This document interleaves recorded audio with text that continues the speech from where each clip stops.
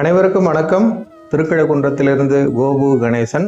இன்னைக்கு நம்ம பார்க்க போகிறது விஷ்ணுபதி புண்ணிய காலம்.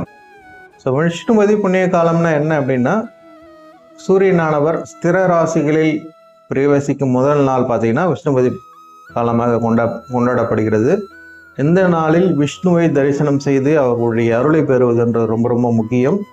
ஸ்திர ராசியில் பிரவேசிக்கும் காலம் என்ன? சூரியன் ரிஷப ராசியில் பிரவேசிக்கும் காலம், சூரியன் சிம்ம ராசியில் பிரவேசிக்கும் காலம், சூரியன் விருச்சிக ராசியில் பிரவேசிக்கும் காலம், சூரியன் கும்ப ராசியில் பிரவேசிக்கும் காலம். இந்த முதல் நாள் பார்த்தீங்க அப்படின்னா விஷ்ணுபதி புண்ணிய காலம். அது மாத கணக்கில் சொல்லணும் அப்படின்னாக்கா, வைகாசி 1ஆம் தேதி, ஆவணி 1ஆம் தேதி, கார்த்திகை 1ஆம் தேதி மற்றும் மாசி 1ஆம் தேதி தான் இந்த விஷ்ணுபதி புண்ணிய காலமாக கொண்டாடப்படுகிறது. இந்த நாளில் விஷ்ணுவோட ஆலயங்களுக்கு சென்று அவரை 27 முறை வலம் வந்து அவரை பிரார்த்திக்கும் பொழுது நமக்கு உண்டான பலன் நன்றாக கிடைக்கிறது. 27 முறைன்றது 27 நட்சத்திரங்களை குறிக்கிறது. அதனால் 27 முறை வலம் வருவதுன்றது சால சிறந்தது. முடிந்தவர்கள் கோவில் சென்று பிரார்த்தனையை முன்வையுங்கள். முடியாதவர்கள் வீட்டிலேயே விஷ்ணு வழிபாடுன்றது செய்வது ரொம்ப ரொம்ப முக்கியம். இந்த விஷ்ணுபதி புண்ணிய காலம்ன்றது பார்த்திங்கன்னா 10 ஏகாதசிக்கு சமம் அப்படின்றது சொல்லப்படுகிறது. எனவே ரொம்ப ரொம்ப முக்கியமானது. வருடத்துக்கு 4 முறை வரக்கூடியது.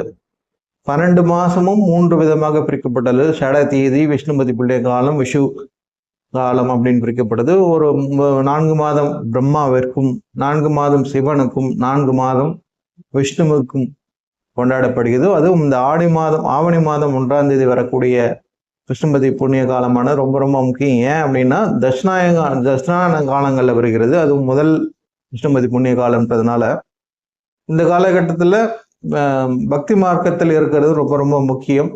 அதனால தான் இந்த திருவிழாக்கள் பண்டிகைகள் தொடர்ச்சியாக வந்துக்கிட்டே இருக்கும். ஸோ இந்த ஸ்டார்டிங்கில் ஆவணி 1ஆம் தேதி வரக்கூடிய நாள் வந்து பார்த்திங்கன்னா மிக சிறந்த நாளாக இருக்கும். இந்த வருடம் பார்த்தீங்க அப்படின்னா சூரியனானவர் கடகராசியிலிருந்து சிம்ம ராசிக்கு ஆடி 32 பயிற்சி ஆகிறார். அப்படின்றப்போ ஆகஸ்ட் 17ஆம் தேதி.